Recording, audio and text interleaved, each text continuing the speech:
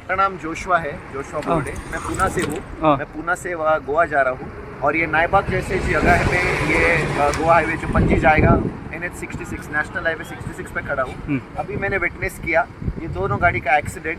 ये एक्सीडेंट का कारण सिर्फ इतना ही है कि ये पे वन वे किया हुआ है, भले 2 ट्रैक है, आप 2 ट्रैक देख सकते हो वहाँ पे, लेकिन ये वन वे किया हुआ है और वहाँ पे कोई भी साइन बोर्ड नहीं है। और बिना साइन बोर्ड होने की वजह से जब हम एक रूट पे जा रहे हैं तो हमको ये पता ही नहीं चलता है कि सामने से गाड़ी आ रही है, और सामने से ट्रक आने की वजह से ये दोनों कार का एक्सीडेंट हो गया।